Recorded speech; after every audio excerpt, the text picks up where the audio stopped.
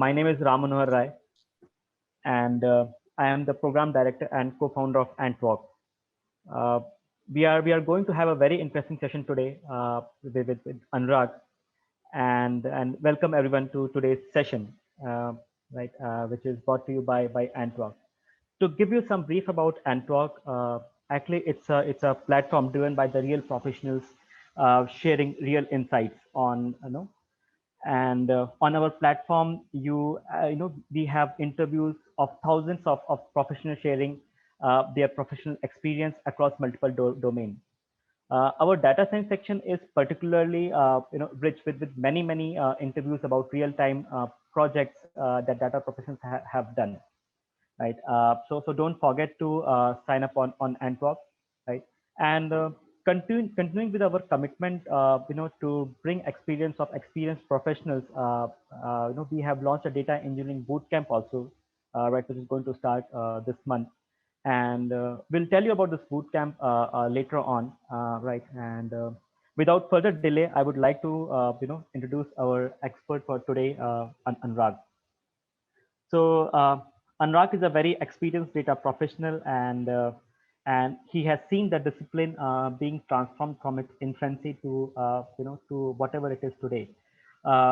The data domain has been data science especially has been there for almost decades now, and probably it's only in the last 10 years where we have seen so much of a transformation, and uh, and the data professional basically it has moved from being pure academic domain to to being in use in the industry. Uh, with the advent of industry, things have changed a lot, right? Now things have moved into production, and that's why we have started seeing very different aspects of professions also coming up. Not only data scientists, but data engineers, data analysts, right? So a lot of things have started emerging up. Right. So Anurag is very experienced data professional, and he has seen this discipline transform from from its infancy when it was just about to get out from the academic world and into this into production. He's a data science architect, with 12 years of experience, and he's responsible for establishing best-in-class data practices, and he's also responsible for architecting end-to-end solution, in AI/ML for MS Azure in the Kimberly Clark where he is right now. Right. He has a very deep understanding of data systems, data service structure, methods, and open source tool. He commands really cutting edge technical skills in Azure Data Factory, Data Flow, Databricks, Data Lake, right? And Stream Analytics for big data and ETL platform, right? He has very long ranging experience in building solutions using SQL Server, Oracle 11g, Cosmos DB, SQL data warehouse, Synapse Analytics for database and data warehouse. So I will give the stage now to Anurag to take us through the today's masterclass. Welcome, Anurag. Very warm welcome from me and from other participants of this masterclass. Please go ahead.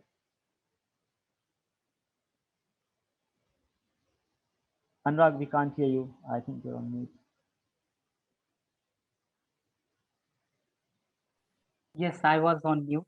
So is the audio and video clear now? Yes, Anurag. And everyone, please, we request you to remain on mute. In case if you have a question, you can raise your hand, or Anurag, what will you prefer? Do you want people to straight away ask you a question, or do you want us to raise their hand first? I would say that if we have limited time, then I would prefer to take questions in the last. Maybe the audience can put their questions in the chat window, and then the Okay, moderator during the end of the session, we great. could answer their questions. Because if with limited time we have, I feel that might hamper the pace of the Sure. session. So Sure. So everyone, please remain on mute and put your questions on your chat window. We'll take those questions at the end, right? So because a lot of time, what happens is the questions are already answered in later part of the session. exactly, Okay. Yeah. yeah, So yeah. please, Anurag, go ahead. Yeah. So good afternoon, friends, and thanks to Handwork for providing me an opportunity to speak about the session. So, friends, today I would be talking about the ecosystem of data and analytics. What's the life cycle of data from say ingestion up to insights. I would give a brief introduction to the data engineering process. What's the role and importance of cloud computing, especially in this post-era, post-pandemic era, followed by the Q&A session. So yeah, that's the agenda for today. And now that we have set up the agenda, I would directly move on to the slide. So before we start today's session, I would start it with a very common question uh, which would resonate with all of you all present in the session. So how many of us have received say phone calls from the credit card department of bank asking you to get a credit card which you might be having already maybe for months or sometimes even for years? So that's a very common thing which we notice in our day-to-day life, right? We get calls from the call center executive and we feel that we already have a card from this bank. Why do these guys keep on calling us? So this is one of the data silo problem which data engineering or the data ecosystem would try to solve.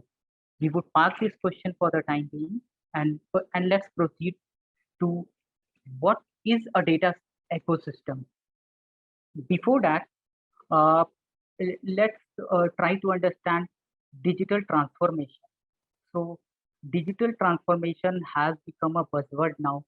Everybody wants to be a data driven organization. I would say every other organization are either towards a path to a data driven organization, or they are planning to invest in a data ecosystem to become a data driven organization.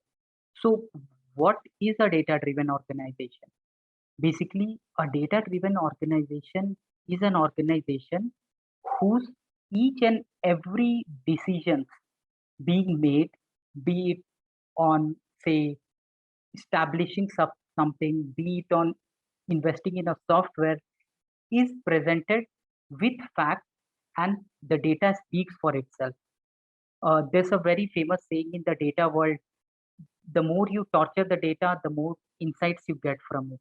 So that is what a data ecosystem is about.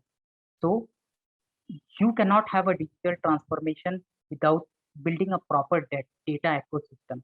So coming to the dictionary, or I would say normal definition of a data ecosystem, it is a set of analytic, it is a set of enterprise applications, infrastructure to collect, clean, ingest, govern data within the organization, right?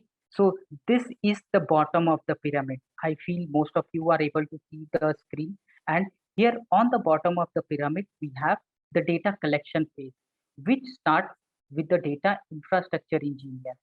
They collect data, whatever would be whatever data would be used in my organization at any point of time. The data could be from e-commerce websites, they can be from say sensors of manufacturing industry, they can be from uh, ERP systems of organizations. So now that we have the data, we have collected, what next? So the next step after collecting the data is to build a reliable data pipeline on that data, so that only the data which would be required for my business need would pass up the pyramid. So you see, this is a funnel.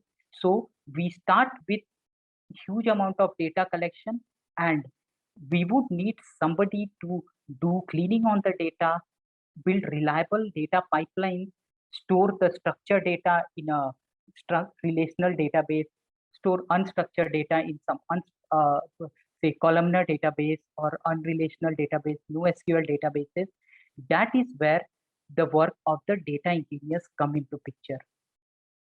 So everybody sees what the data scientist does. Everybody speaks about data scientists that yeah, they have provided a lot of insights.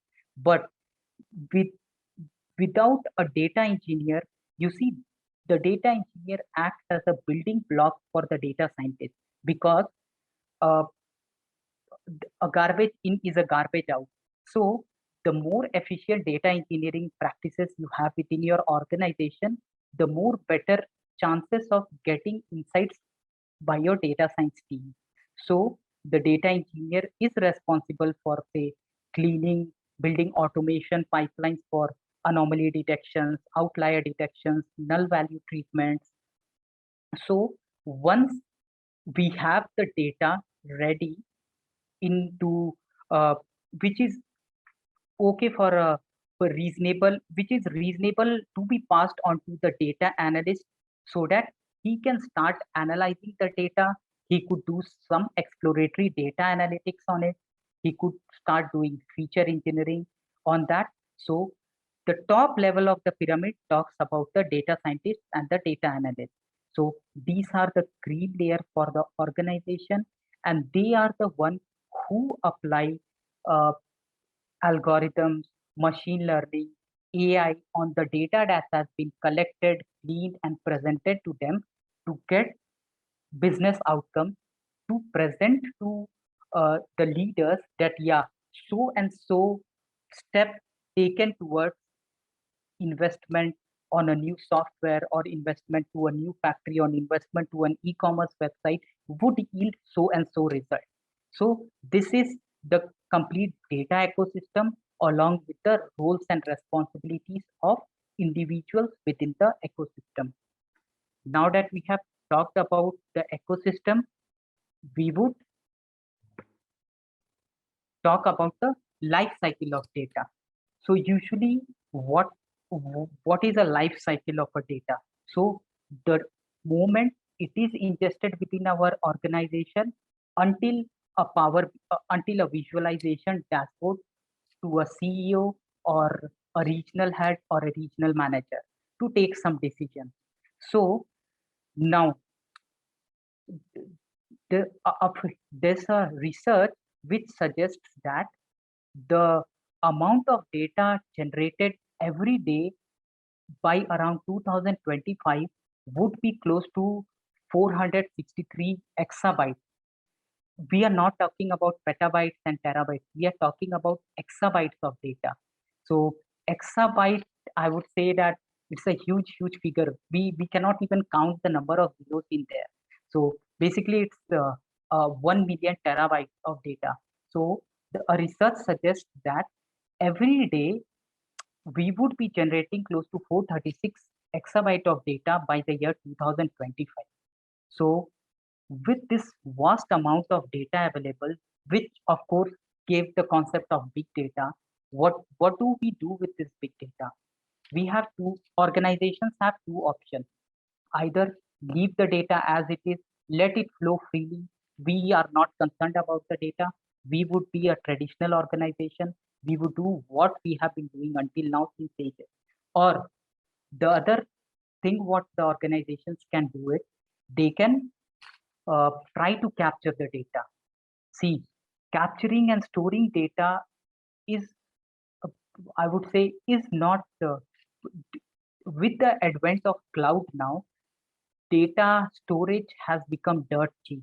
So you can store huge amount of data without worrying about the cost, because our cloud provider friends have provided us storage at dirt cheap price.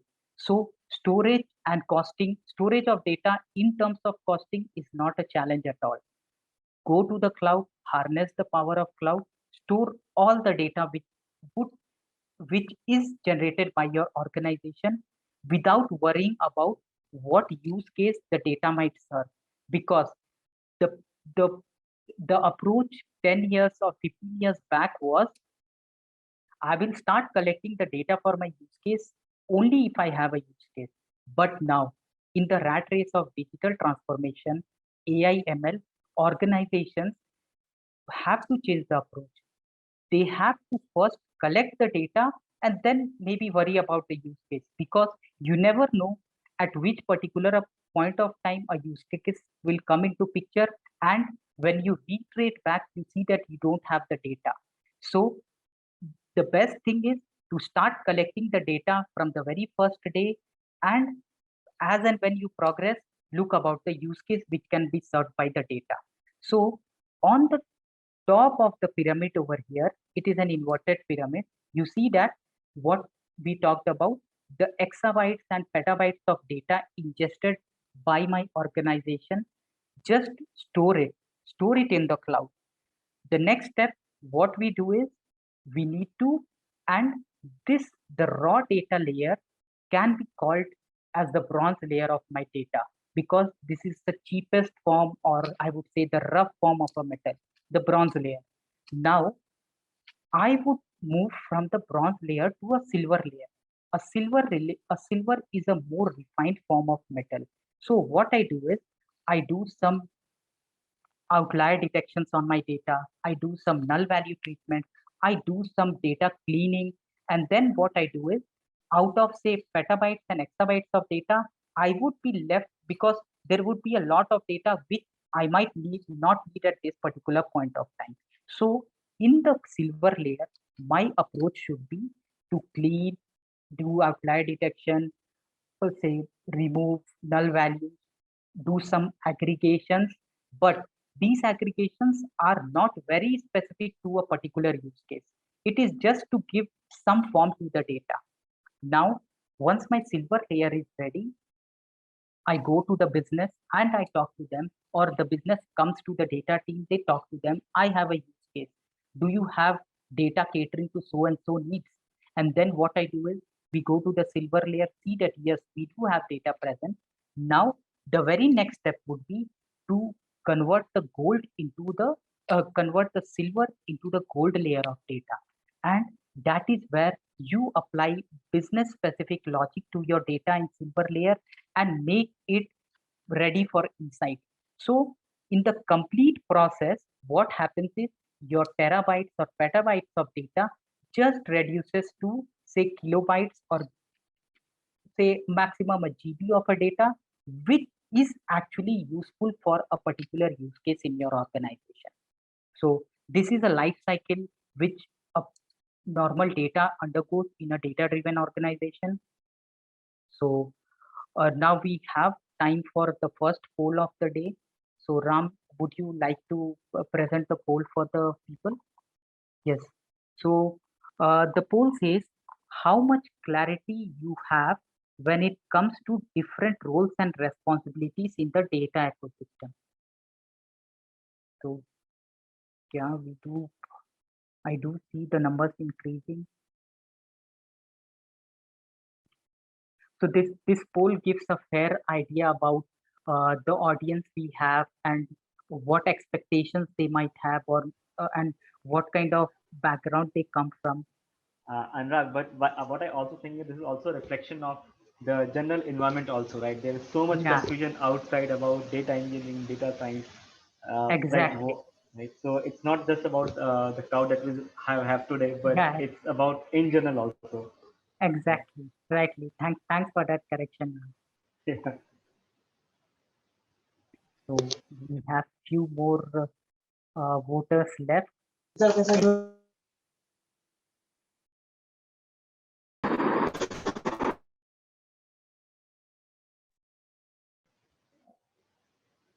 I think some people are still thinking. Yeah. Right, guys, last 10 seconds for the poll.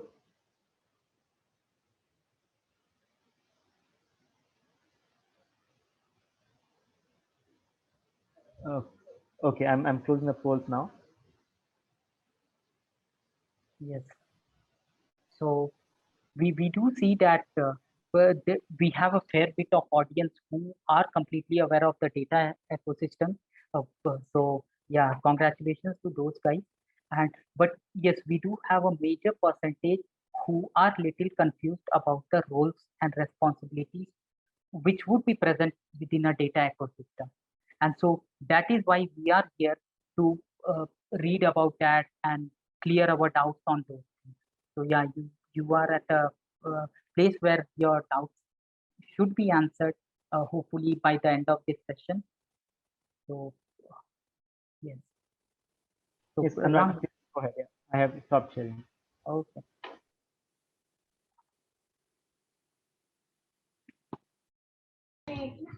So now that we have say the organization wants to become a data-driven organization, they want to launch a data ecosystem in place, and they have launched it. They have tried to ingest all the data which they can because storage is available very cheap.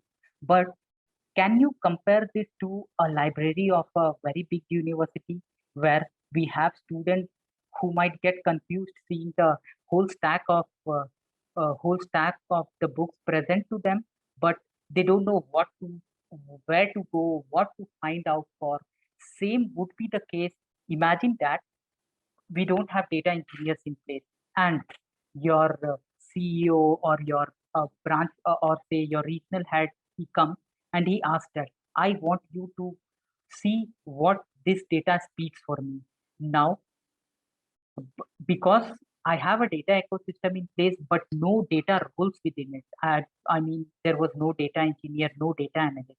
The data scientist would be confused. Like, I have so many things, and I came here to write models, develop algorithm models, do insights for the organization, and here I'm completely lost with the huge amount of data I have. So what we need to do is while creating a data ecosystem, we need to find out ways like how can you do the metadata management. That imagine a use case comes to me, I know exactly which where I need to find the data in my ecosystem. There are a lot of different formats of data in the big data scenario. You have nobody is dealing with relational database now. You have data in form of JSON, you have audio data, you have video data. So you need to create a common format for the data. You need to apply some schema on the data, because a data without any schema is actually of no use to me.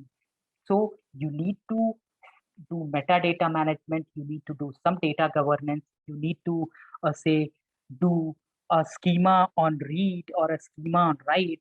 These are the concepts you need to apply while building the data ecosystem. So my data scientist would be confused given the huge amount of data. So he says, boss, give me a clear, clean, and a purified data that would help me to be more useful. So the now there comes the mapping between data engineers and data scientists. That is what we have been saying from the very beginning. Hire data engineers for your organization and then see how quickly or how efficient your data scientists become. Because 60 to 70% of the time the data scientists spend is on say cleaning, aggregating, and putting structure to the data. Imagine how easy it which I would say would not be a pure data science job as well. So now we have been talking about data engineering from the very first slide. So let's see what is a data engineer. So data engineering is the process of designing and building scalable and reliable data pipeline that collects data from the disparate sources available, ingests the data, because after collecting the data, you need a way to bring it within the data ecosystem with the organization. That is where ingestion comes into picture. You apply some data governance on the data.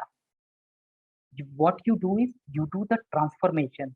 Transformations we have already talked about during the bronze, silver, and the gold layer. You transport and structure the data with the purpose of making it easily accessible and usable to the data application.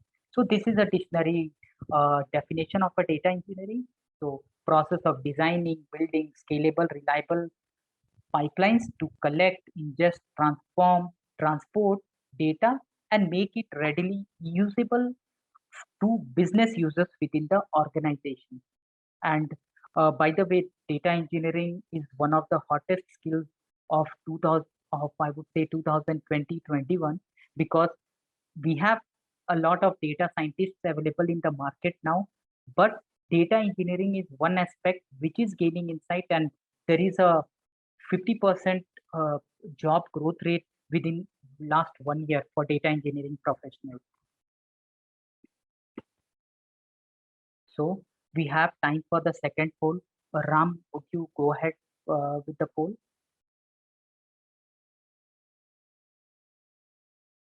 So the poll says your organization needs data for reporting insights. Where would you go for this data?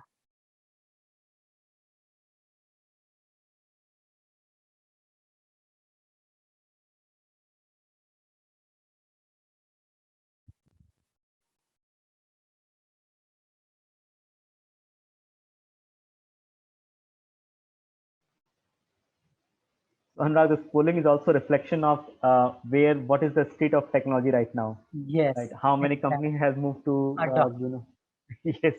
How True. many companies have moved to warehouse, and how many have moved further to lake? Right. Exactly. Yeah. So yes, we see three different options provided over here. Most of you might be aware what is a database. It is a relational format for storing data, which organizations have been doing for ages. Data warehouses have also been in place for ages now. Data lake is something which is come up new only with the advent of, say, big data and advent of cloud. So this is where the top layer of the inverted funnel would be there, where we were talking about just ingest the data, don't worry about the use case. This is where the data lake might fall into picture. So yes, we have a, I would not say a close tie-up, but yes, we have a tie-up between databases and data warehouse. Both the answers are correct. Depends on the use case. So until big data was in place, most of the organizations used relational databases for reporting. But now where we are talking about huge volumes and variety of data warehouses are also just a layer before the visualization. So in a big data architecture, usually the data warehouse comes for the before the reporting layer. But yes, mostly in traditional organizations, databases were looked into for, I would say, visualization aspect. So yes, Ram, we could stop the poll and we would just unshare. Yes, yes, Shall I? Anurag, yeah, I have stopped sharing the result. Thank you. So now coming to the big data world. So a big data, everybody talks about it. So what's a big data? So basically any data which would come in, say, different varieties, different formats. You, the previous data from the same system might not be in any way related to the data which has come now. So such kind of data, I would say, is big data. The data from industries, your data from e-commerce websites, your data from, most of you wear smartwatches. So the communication that happens or the data that's being sent, it is in unrelational format, not in a tabular form, because you cannot apply, say, relations or schemas on the big data at the very first point of ingestion. That is where the funnel comes into picture. Lower down the hierarchy, yes, you have to apply because data without schema is useless. But on the very top layer, no, that's not the case. So here we will talk about two aspects of industry. We would talk about the data warehouse and the data lake, the two close contenders for visualization in my organization. So what is a data warehouse? Data warehouse is still a relational database, just that we don't have entity relationship constraints on it, and it is meant for to store huge and vast amount of data. But still, data is stored in a structured way, in a tabular format where we need to apply a schema to the data. Now, pre-cloud and pre-big data scenario, there was a process called extract, transform, and load the data.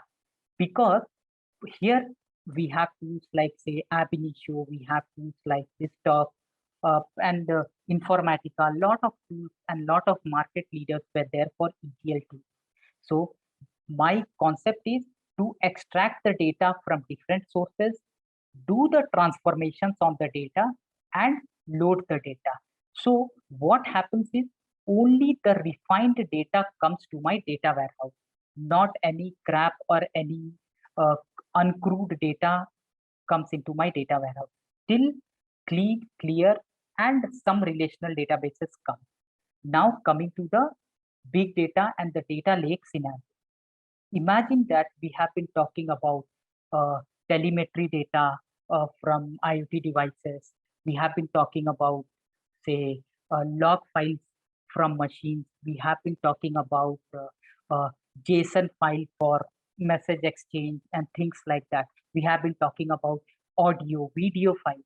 So do you think we can store audio, video, and say text files, JSON files in kind of relational database where we can apply, say, rows and column concept to it? No, that's not the case. And that is where we talked about during the data lifecycle, we talked about the raw layer of data. Raw layer of data can be ingested into data lake. So compare the data lake to the surrounding lake in your locality. The lake, in the lake, you can put data, you can put water from, say, water from rain comes into data lake, water from different, I would say, from different taps comes into the lake, water from tankers as well come into lake, and even few people would open their drains into the lake. So in the lake, we get a mix of clean, clear, and also dirty water. So same is becoming the case with data lake as well. Data lake, we are not concerned about the sanity of data. We are just concerned about storing the data. And then what happens is we extract the data, we load the data into the data lake, and only on business use cases, we transform the data. And that is where the gold and the silver layer comes into picture. We transform the data from bronze layer to gold and silver only if required. That is why the concept changes in big data world. We extract the data, load the data, and do transformations only if required. But in the normal data warehouse scenario, we extract the data, transform, and then load the data. So that's a basic difference between an ETL and ELT, and a data warehouse and a data lake. Now coming to the data pipelines, which we have been discussing. Creating data pipelines was one of the tasks for the data engineer.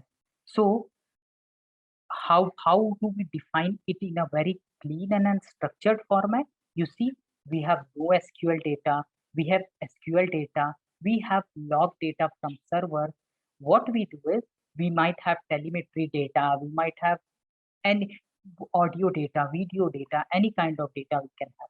The first step in creating a pipeline, so consider this to be the pipeline of your home.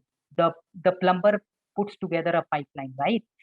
And your water flows from your overhead tank to the taps within your, say, a kitchen or a bathroom. So consider this as a pipeline of data. The first step is you collect the data. You collect the data and put it in an overhead tank. Same how you put water in your overhead tank. So the data gets collected. You then do analysis on your data. You do some cleaning, massage the data.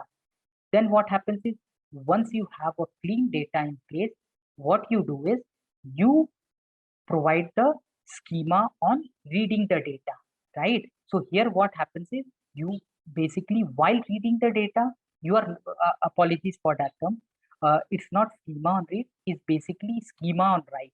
So only once I move the data to the golden layer ready for business consumption, I put a schema to the data. So what is a schema to the data? Providing a form to the data. Like imagine a case of my smartwatch data.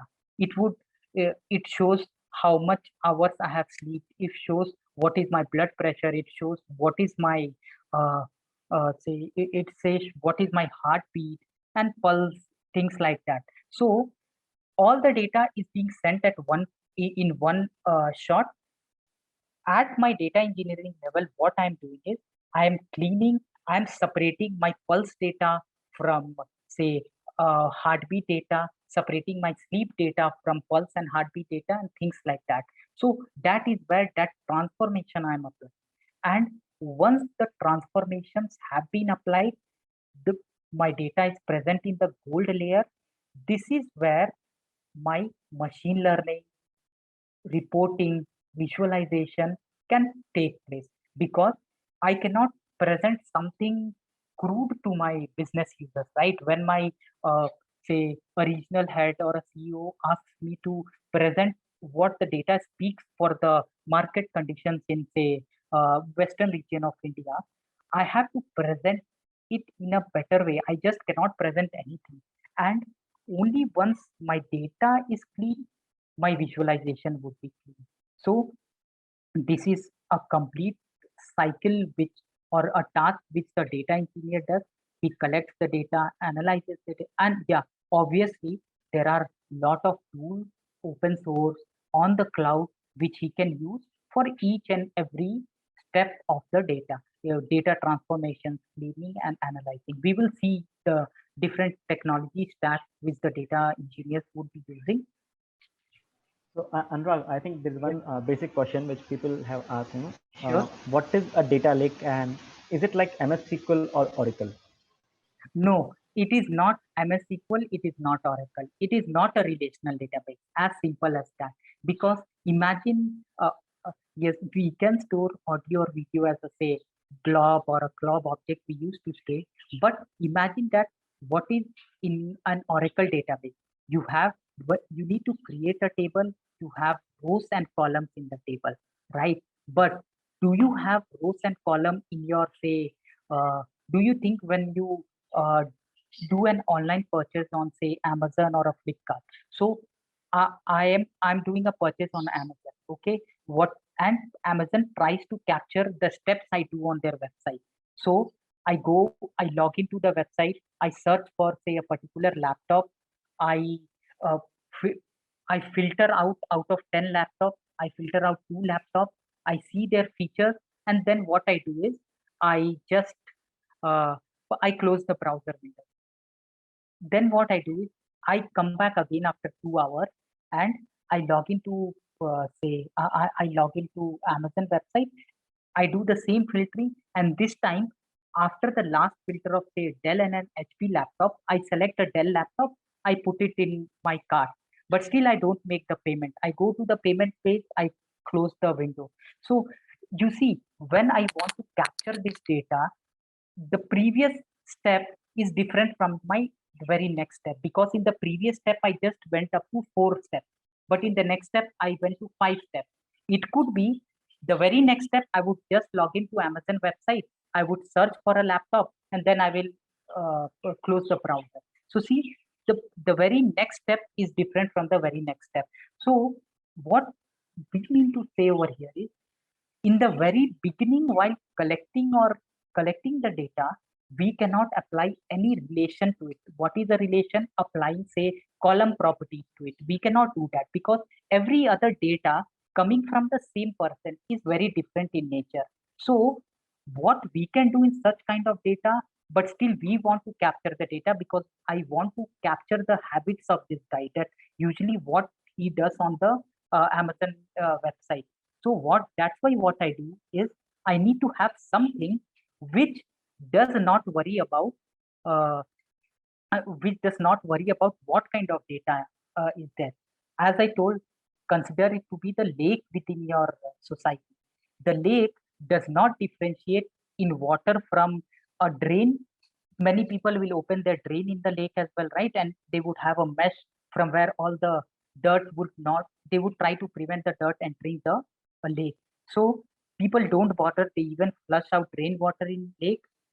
They even, I also get the freshest form of water. Say if we have a hailstorm or a snowstorm, what happens is those things as well get into the lake. So my lake does not differentiate between the data the water. Even it it collects dirty water as well. It even collects the freshest and the purest water from say rain or snow. Only once it comes to our say apartment, what happens is the we we don't drink the data from lake directly, right? We have a water filter in our home always. Only so the lake water which has come to your water filter, you apply 7 layer, 3 layer filter on that data, and only then you filter on that water, and only then you drink the water, right? So it could be that rainwater would have also come, but your RO filter is in place to remove all the impurities and bacteria, and you are sure that what water you are drinking from your uh, filter is a purified water. So that is what is a lake. Nothing, no differentiation, no rows, no column, just anything, good, bad, whatever it is, just get the data, nothing else. So no relation is applied onto the data lake. So it is a different, you can consider it as a folder structure. You can consider it as a folder structure where you can store text files, CSVs. There is a format of file called say Parquet, Avro. These are the different formats which have evolved, and they are like more efficient storage formats. So just as an example, say uh, a CSV file of 30 GB can be reduced to a Parquet file of say close to 5 to 7 GB. So a huge compression comes into the data, how the data format is stored. So those are the formats of data. We would not go into the much of technical details here. So yes, we talked about the pipelines in the previous stage, right? Now we would come to a common big data architecture, right? So what is a common big data architecture? Here, you in your organization, you are forming a data ecosystem. You have data from Salesforce, from Oracle, from SAP system, and from Oracle system, which are your legacy systems in your organization. Now, you are a consumer packaging good company. You want to see what are people saying about my brands on say Facebook, or is there any discussion happening on Twitter and things like that, that there is a boycott going on against one of the products, like ban Pepsi, or say it has pesticides and things, such kind of campaigns which usually people take out nowadays. So I also want to understand what the sentiment of my brand within my uh, social media site. It has become a very big thing now, right? So yeah, I have my legacy system. I have my external, I would say, external social media site. There are a lot of data within the organization in terms of some polling data happen, some poll happens within the organization, some surveys happen, then you would have log files within your organization and things like that. So you see every data, and if you are into a manufacturing domain and you want to move into say industry 4.0, the IoT thing, so all your in your assembly line, you have put IoT sensors at every point of your machinery, wherein they are continuously sending you, say, temperature, humidity, such kind of KPIs which they have been meant to send. So you see, every source of data is different from the every other source. IoT devices would send data regularly. Some data. So here comes the concept of batch and a streaming layer. So a data ecosystem would be complete only if you can capture maximum data. But data is coming in different form and different speed and velocity. That coming in different velocities is one of the features of big data. So to build a proper ecosystem, I need to capture legacy data, which can be done in batch, because I know that every say every 12 midnight, what I can do is I can run a batch pipeline and I can pull data from my legacy system, whatever data has come from today. But can I do the same thing for my smart factory? No, because the temperature of my bearing at a particular point of time might be different than the temperature at one particular point of time. And if I wait for whole day to capture that temperature, so by the time I capture the temperature, obviously it could be that my bearing would have blasted due to heavy temperature. So I cannot wait for the full day. So for such data, what we need to do is we need to have a streaming layer as well. So a combination of say batch streaming data is called say a lambda architecture, which is like you cater to all the speed, value, variety of data into coming to your data ecosystem. Once it lands in your data ecosystem, you do standardization, and then what happens is you can store it in any of the cloud layer which has been provided. Now we'll come to the last poll of the day. So Ram, would you like to put it forward? Yeah, so how many attendees organizations have already adopted the cloud? So here we would like to understand, okay, how many of the, and as I said in the previous poll, okay, I will show some facts after this, like how many have already moved and what are the needs for other organizations, how they are planning to move. So first, let's see the sentiment of the crowd over here, and then we would come to the facts.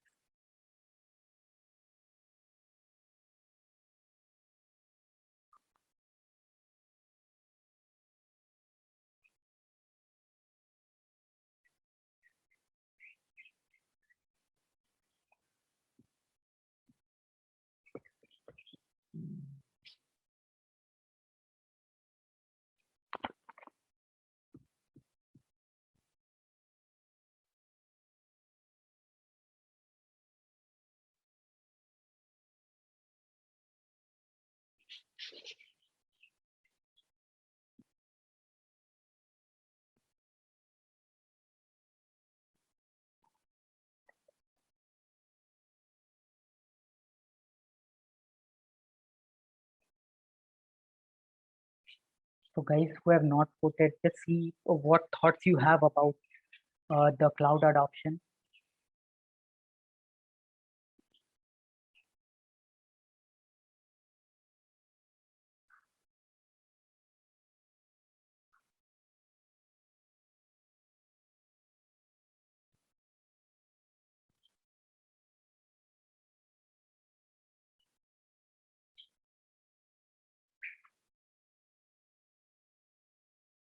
So Ram, do we give more time or? Okay, so Anurag, while people are answering the poll here, we can actually take some of the questions, right? Yes, so yes, one of the questions that has come up is, should data lake be object oriented? No, it cannot be object oriented, I would say.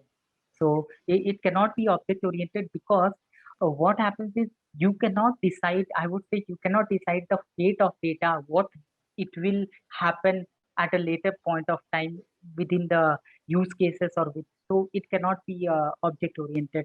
You cannot decide at the very beginning. It cannot be object oriented. Okay, and I think there was some question around, can we have a 30 GB raw data in a CSV kept in a folder structure as a data lake? Yes, yes, you can have. That should not be a concern. That is where cloud comes into picture. I know that your personal machines, you would never want to have a 30 GB CSV file stored in your personal machine because it would take like almost 1/3 of your storage. But yeah, that is where cloud comes into picture. And not only 30 GB speed, we have people have data in almost like TBs. Lot of data is in TBs as well. One single file sometimes. Then there are means to say partition the file, break the file, do the processing. But yeah, that's an engineering aspect. But yes, there's no harm, or I would say that nothing is stopping you from. Imagine that you download some historical data in one single CSV file, say sales for some last 20 years or last 1 year or so. So that is bound to happen. You would get a single CSV file that huge. Okay. So Anurag, I have stopped the poll and the results are in front of everyone. Yeah. So you see that most of the organizations have plans to start adopting cloud in future, and the poll results very well resonate with what has been a Harvard Business Review use case which they have published. I would just take you through the fact check. So Harvard Business Review on cloud-driven transformation reveals below fact. 83% of the organizations say cloud is extremely important to their organizations for future growth and strategy. So 83% of the guys agree that cloud is the next big thing, and we have to at now or at a later point of time do adopt cloud. 69% say that 60 or more of their organization's infrastructure and applications would be in cloud in the next 2 years. And that is what you saw in the poll. Many people have said that they have migrated 50% of their workloads to cloud. And 66% even feel that leveraging real-time analytics is very important, and real-time analytics can only be achieved with an adoption of cloud, so that data science, machine learning, AI engineers can work on your data. And it is very important because nobody wants to be left behind in this data race, right? So now we would quickly see some of the deployment models in the cloud. I would not keep this very technical because I know I would just try to give you a very common example. So these are the deployment models in cloud, like how cloud is available to you. It is available as an infrastructure as a service, platform as a service, or software as a service. And we have our very old friend on-premise. So imagine that you have very quickly, I would say a story. Imagine that you have moved to a new place and you want to, and you are new to this place. You want to go somewhere and stay. You can have multiple options, right? You can think of buying a house over there because you have a lot of money, because and you don't want to share anything with anybody. So but you have a lot of money. What you do is you set up an on-premise house for you. You do upfront payment, or you go for a bank loan, get a house over there. You know that I am going to stay in this place for at least 10, 20 years, 30 years, or I want to settle in this place. So you invest in your house. You get your on-premise system, which is everything is owned by you. Now coming to another person, the guy is not aware, or he is not sure about his future, and moreover he does not have much money with him. So what, but still he needs a house. What he does is he goes for a, say, an unfurnished house. What he does is he just wants 4 pillars in the house, and slowly, as and when he earns money, he would put up his choice of sofa set, he would put up his choice of, say, a bed, he would get a TV purchased for him based on his choice. So this is the approach for a second guy, where he just wants an unfurnished house and he wants to do the furnishing himself. That is where infrastructure as a service comes. So the landowner or the landlord has just provided you 4 walls, and you are creating a house within that. Now coming to more, I shouldn't say lazier, but say there is a guy who has little extra money as well, and he is not sure about his future. So what he does is he takes a furnished house. He says that I don't want to invest in money in purchasing, say, a bed or a sofa or a TV, because I don't know how long I would be in this city. Maybe after 2 years I would go. Then I don't want the hassle of, say selling my sofa or a bed or a TV. So what I do is I take a furnished apartment for myself where everything is managed by say your landlord or the broker, and you just go enter the house. You have from the very first day you have a TV, sofa, completely set up kitchen for yourself. You start cooking, you start enjoying your thing. This is what is platform as a service. So you have been provided a platform, okay, and what you do is you just come with your data and application. You don't worry about any hardware feature. Now the more, I would say, the more sophisticated and the more richer person, what he does is he is not at all sure about his staying in this current place.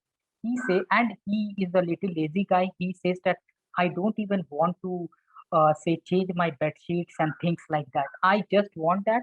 I have come here for a week's time. What I would do is I just want to get up, call the help desk or call the restaurant, get my food, call the cleaners, get everything done for me. So what I do is I have a choice of going for a hotel rather than a say a furnished or an unfurnished house. What I do is I directly go to a hotel. I do You pay some extra cost, but yes, everything is on a phone call available for you. So you see, everything is being managed by the vendor. You just uh, direct them that I want this, have to do this. So these are the deployment models present in the cloud.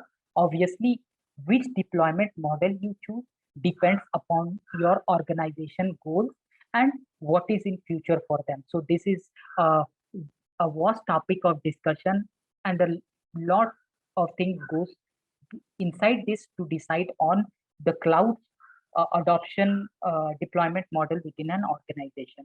But yes, just wanted to tell you what are the deployment models present.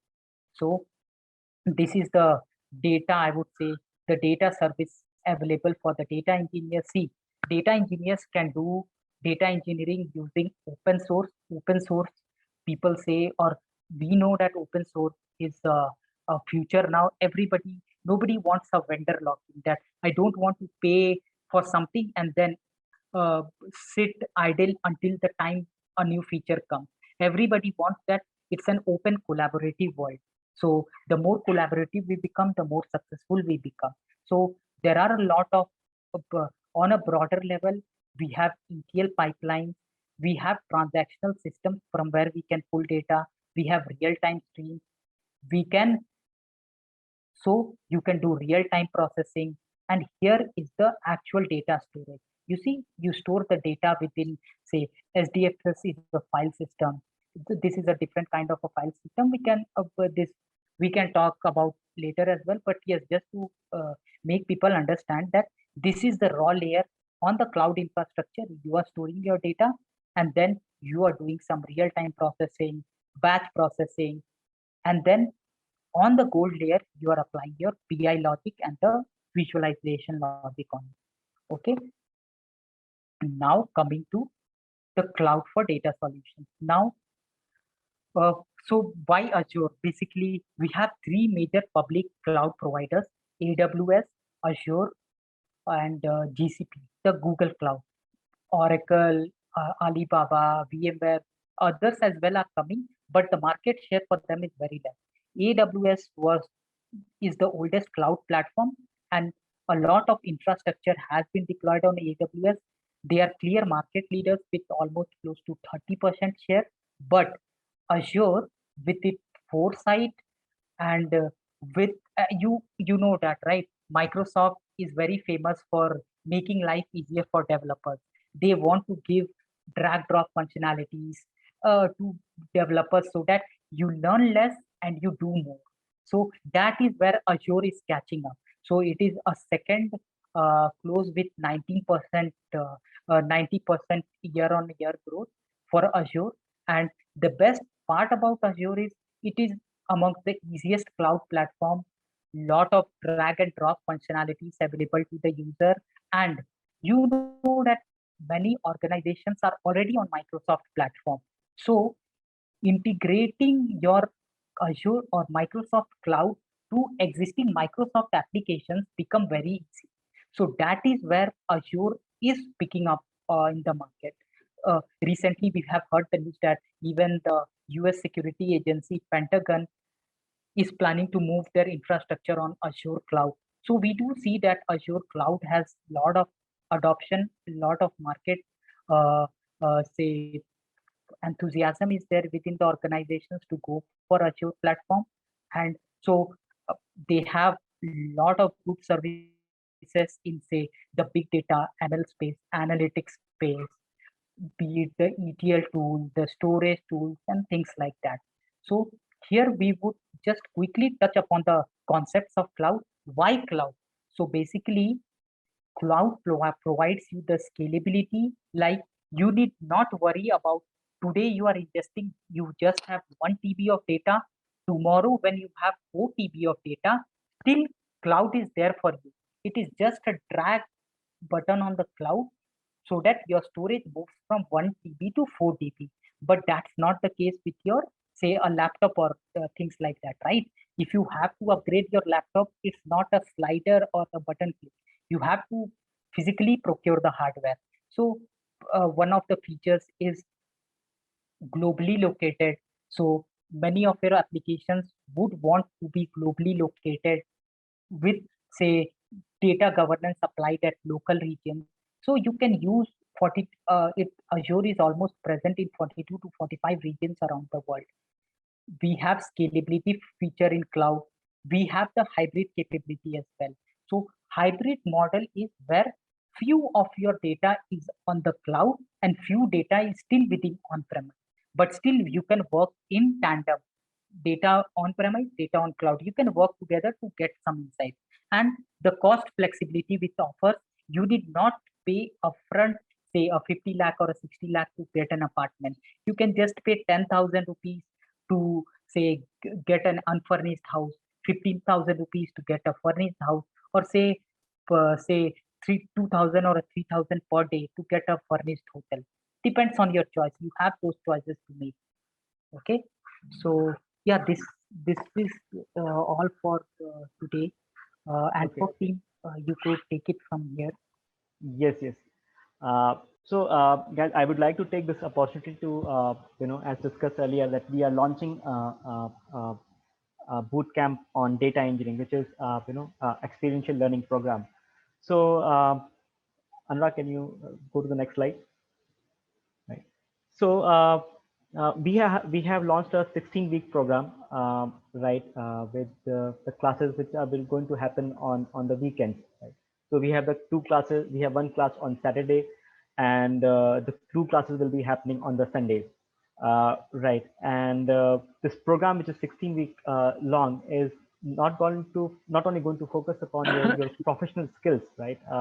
Your core technical skills, but we will also try to put some professional skills also into you, so that as a professional, it's not only the technical skills that take you ahead, but you also need to talk to a lot of people, impress people, have presentations, and this is the part of all the technical jobs, right? It's just data engineering also is not only just sitting and making the code, but also making sure that your organization is listening to you, your management is listening to you, right?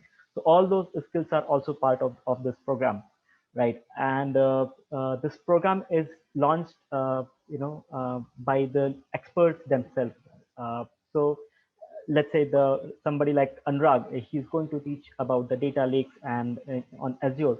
Similarly, we have many experts. So we have divided the whole program into multiple competencies, and each competency is taken by one expert who is expert, who has expertise in that area, right? So we have experts who are working in Amazon, IBM, Teradata, Kimberly Clark, like Anurag, Accenture, and many more, right? This program is, it has a lot of hands-on experience now with SQL, NoSQL databases. We have stream processing. We will be dealing with the distributed systems also, right? And the way we have designed this program is that you have pre-reads where you come prepared to the class. In class, we will have a lot of discussions around the actual implementation, along with the expert's own experience also in in dealing with the situation that they deal with their own organization. right? And after the classes, we will be focusing very heavily on the real-time projects, right? And these projects will be kind of similar to what you are expected to perform when you join an organization, right? So our idea is that when you join an organization, right, you are ready to run, right? You are ready to hit the ground running. That means like you have all the skills with you to go on and start building a data engineering solution in your company, right? And this data engineering also is very recent brand, right? So you will, even when you go to your company, it is not that you'll be expected to very mundane work, right? It's a very when you join organizations, you are supposed to work in a very high tech environment, and as soon as you join, you are expected to give you results. We will equip you with all the techniques, technologies, tools that you need to perform when you join, right? So our project will be real world projects, right? That you are expected to join, to encounter when you join your organization, right? And since it will be a small cohort of not more than 35 people, right? You will be able to work very closely with these experts, right? Who are going to take your class, right? Uh, as the Antwork, we are also going to provide you 100% placement assistance. We are tying up with a lot of companies, right? So that we'll not only do your CV review, we'll try to get your interview ready through interview preparations, but we'll also try to talk to companies so that we can arrange also for interviews. But at the end, probably you only will have to crack those interviews, right? Anurag, you can move to the second slide. Yeah. So So, yeah, yep. yeah. Go ahead, please. Please go ahead. Anurag, if you want to take it's No. But that's okay, perfectly fine. You right. can go ahead. So, guys, this is how we have designed our whole course. Right, we are going to start the course with the revision of the Python. It's going to last only for 1 week, and we expect people to know Python or at least very good programming, right? Because this is a course on the data engineering. This is not the course on a Python, right? So we will start with pandas and NumPy, but we expect you to know a lot of programming beforehand, right? Don't expect us to teach you programming from the scratch, although we will be touching it in the first week itself, right? Our second part of the program will be around shell and advanced SQL. SQL is still at the heart of the whole data engineering, right? In your interviews, still you can expect to get 50 to 60% of your questions on SQL, right? So this is one skill that you will, I expect you to know also a bit of SQL, but if you don't know, I think that's fine. We'll start from here, and throughout the program also we'll be keep on using the SQL, right, in different projects, so that by the end you graduate, at least SQL is one part where you will not fail in your interviews, or you will be doing a lot of SQLs in the subsequent weeks also, right? So shell scripting is something that will again be touching upon, because that will also give you a lot of ideas about how to automate your job. And of course, as a IT professional, shell scripting is something that you can't run away with, right? So that's also we are going to cover. Going ahead, then we'll start our main data engineering program, where we'll be starting with the data modeling, right? We'll introduce and the data modeling, then we'll introduce you to cloud and Azure essentials. So basically our program, a big part of our program will be focusing on, will be based upon Azure, because that's where the world is moving. But I think the topics that you're going to learn, right, the concept that you're going to learn will anyway help you even on the on-prem environment, right? So because we have to choose one platform, so we have chosen Azure for most of our work, right? So we will give you the idea about the Azure, the beginning of the program itself, right? So that you are comfortable. Then we'll be dealing with this big data and Hadoop development, so that you have an idea about the big data ecosystem, its evolution also, because it's very important that you understand the basics, right? So that's why we will spending some time here. Then data lakes and data warehouse, which will be taken by Anurag, right? You'll be learning it on Azure system, right? Then we'll also move to the data processing and batch processing, right? This is the core data engineering job. And we will also be, dealing with this real-time stream data processing, which is kind of a skill which is coming up, which not too many people know about it. But I think with the advance of Amazon, with PayU, with so many companies, the data streaming is also becoming very interesting competencies to have. Right? So after this part, we'll move on to some data governance part and little bit on security, because as I told you, right, when you join this program, when you join a company, you are not supposed just to write very few lines of code and don't own anything, right? You are also supposed to know how to be how to deal with the security of data, right? How the data governance works. So that is also will be the part of the program. And so this is how our whole program is structured, right? And in Arna, can you go back to previous slide? So you can see, this we have already provided some kind of financing where the program cost is 70,000 rupees, it's 9,999 rupees, right? But we have a financing structure for you where you can start from 6,200 rupees per month, right? There is zero EMI also available to us, right?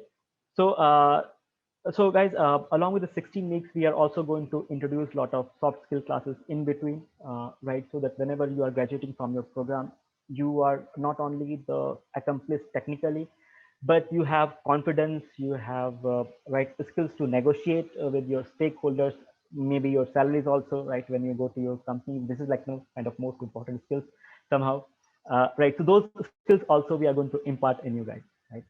So yes, Anurag. You can, we have shared a link in our chat window. You can go to that link, right? And our counselor will reach out to you in case if you have some questions. They will give you a very good brief about those questions. And I hope to see few of you with us, right? Uh, Great. So, guys, now we can move on to some question and answers. And yes, so I'm also sharing feedback for this class, because this will Sure, also sure. help us to bring more master classes in future. Um, right, I think this is already started. Please fill up these feedbacks also. Right. So Anurag, we have got few more questions now. Right. So one of the question is which has kept on coming, right? That people have this doubt that with the advent of AI, will the data engineering jobs will Yeah, go definitely. down, or how is the data engineering jobs coming? Is it going to go down with more AI, or is it going to come down? Because what I have understood is that uh, teams have started stuffing data scientists in their team, and they don't have Yeah, any data engineers, and now they're stuck. exactly, What to do with those data engineers? So exactly. can you put some light on it? So, but as I told Francie, the job listings during the last 1 year has almost been like 50%, and I would say that data science is good, and there was a lot of buzzword around data science for almost like 3 to 4, 5 years, and people we now have good amount of data scientists in the market. Okay, but the, I would relate this question to this. We had yeah, I would relate this question to this data scientist frustration over here. So we cannot achieve everything with the data scientist, and the best way would be to say, for one data scientist you would need at least 2 data engineers to do the complete cleaning massaging of the data. So data engineering is here to stay, and it is a job for future, and I would say that we would require more and more amount of data engineer, because see, every day a new form of data is coming up. Every day different systems are coming up from where we need to pull the data. So these things is an expertise which only data engineers need to handle it. So data engineering is a job of the future, and the demand will keep on growing, because you cannot have a data scientist or an AI engineer without data engineers. So that's why I said that data engineering is the building block of data science, I would say, or AI for an organization. Okay. So Anurag, there's one more question that has come up. Mhm. What is the difference between a cloud engineer and data engineer?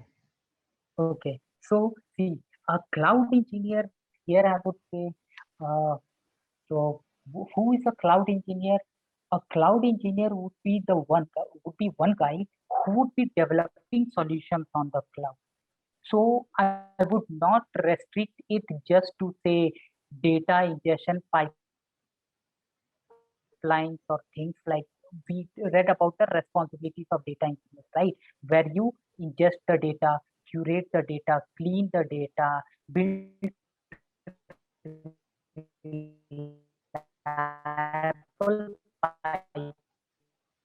Anurag, I think your voice is breaking. So the same, so you have open source software. Yeah, I'm just saying that data cloud engineers is a generic term where you could say develop web applications on the cloud. You can develop storage applications on the cloud. You can do deployment, can be categorized as cloud engineer within cloud, where you would be concerned more about developing and architecting data solutions or building data ecosystems for the organization, and it can be done using cloud as well as open source. And that is why data engineer needs to know cloud as well as open source software. But a cloud engineer might only know things on the cloud, like he can be a web application developer on cloud who would deploy applications on say he can write Azure, he can write functions on the cloud, which is like an event driven, he can build event driven mechanisms and things like that. So cloud engineer within the cloud, using some components of the cloud, he does the tasks of say creating data pipelines which are more reliable, structured, robust. Okay. So Anurag, I think one more question has come up, which is kind of which is there in a lot of people's mind. Yeah. What is the difference between the analytics manager and data project manager? So see, when do we say an analytic? So first, I would ask that whom do you define a manager here? Like what he does, what is the task of a manager for the question, the guy who has asked the question. So what is his understanding of a manager? So he says data manager. So see, there can be a data governance manager. Okay, because within the data ecosystem itself, we have different roles which we have seen. So how do you define a manager? That would be my first question, what exactly he does. But the question over here is data manager and what else, Ram? What was the difference? Analytics manager and data product manager. Yeah. So see, to who is an analytics? Analytics is a very broader thing. Okay. So the complete ecosystem for say analytics, visualization, everything comes within analytic framework. And so analytics manager would in turn, I would say, come to a data manager to get data for his use cases.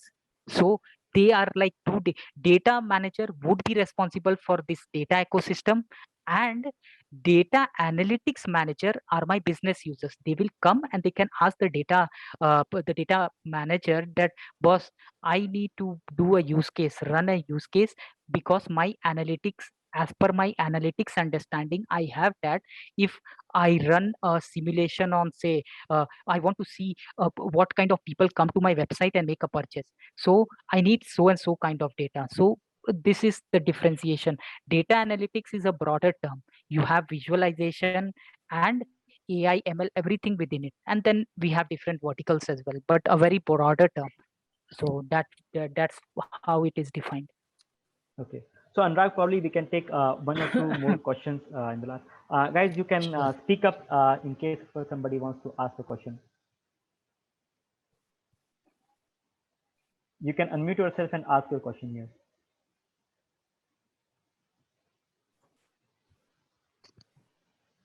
Okay. Hi Anurag, this is Pankaj. Yeah, hi Pankaj. So, Good afternoon. so I just visited your LinkedIn profile and I came to know that you were a .NET developer, right? Yeah. So my question is, I have been 14. I have an overall 14 years of experience. 7 years I had been working on .NET web application. Yes. Yeah. So I am also a .NET developer and I have 4 years of experience. And my question is, how you transition from .NET development to the data engineer profile, like data engineer, how you transform from software development to the data science? Yeah, so I would say that and that's the reason I have already emphasized on Azure. So the good part about being from the Microsoft development side was that Azure came as a very next step, right? And with Azure, we say no, Azure came, I transition to Azure, and then basically there was a course certification which I did on data science, but that's a different aspect.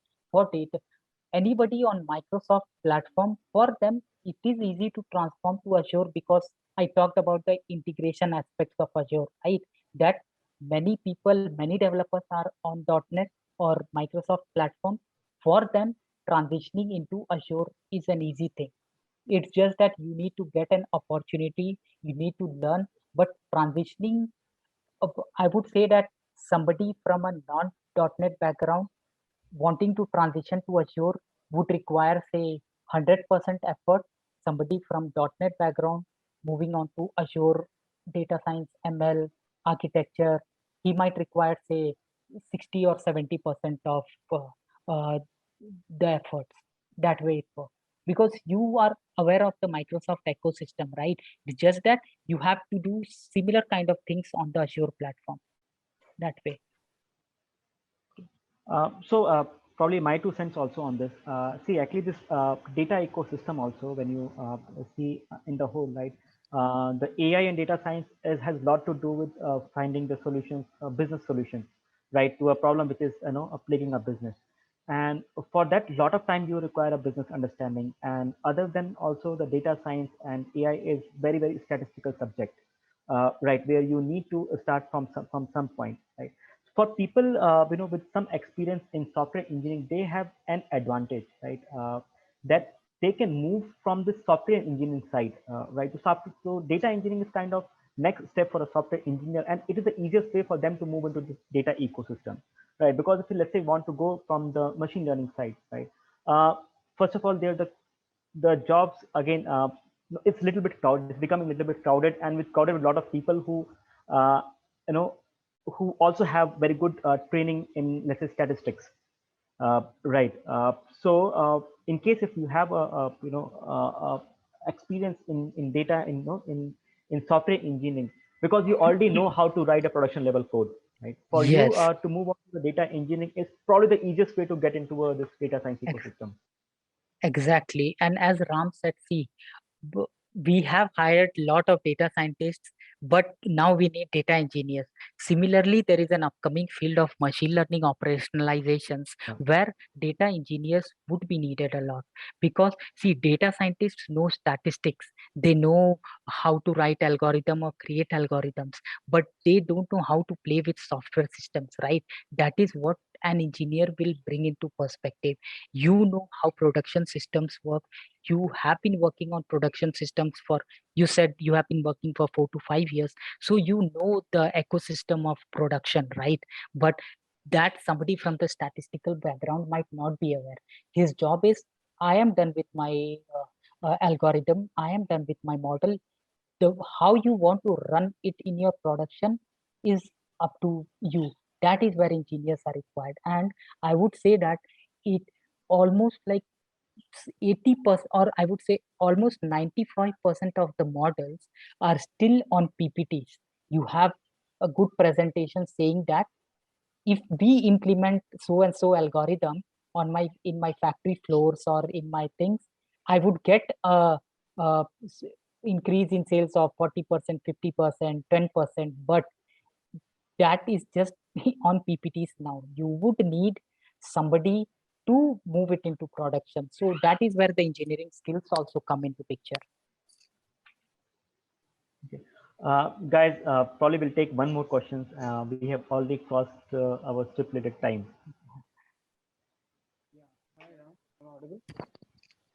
Your voice is very feeble. Can you be a little bit loud? Yeah, I'm audible now.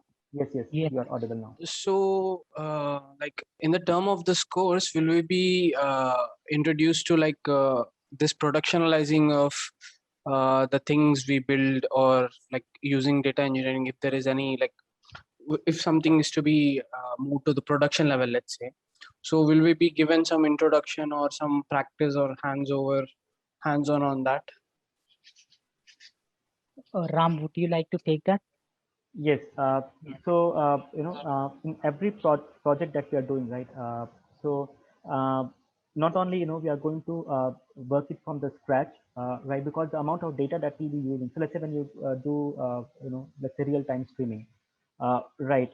There the problem is that you have very your data coming in a very high speed, and you have to process it, and then you have to channel to different places, right? Similar in batch processing also, the problem is not because the volume of data is very high, and you have to put in such a way that it can be easily ingested.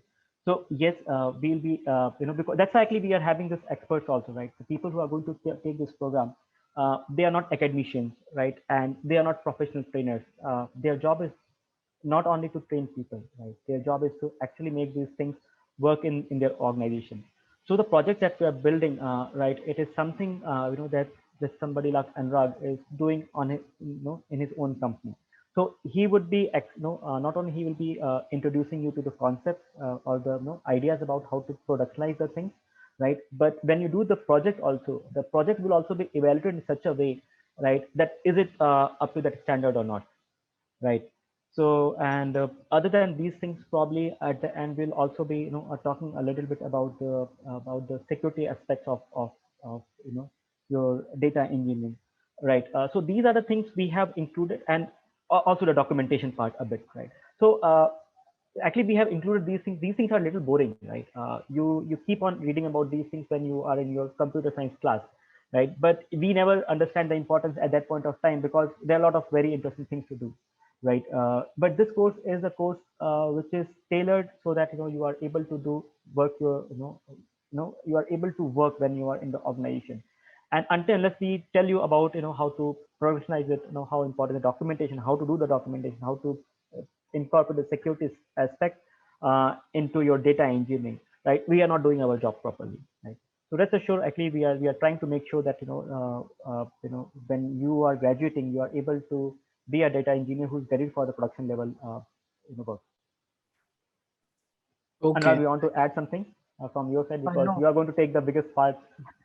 So no, Ram, I feel you have answered most of the queries that I Yeah. have. Yeah, it's because most of the time, like even in our work, we'll be having production events that we should be dealing with, or it's a business critical that we get onto them first and work on everything else later. So Exactly. that is also critical. So that's why I Mhm. was. Yes. Thank you.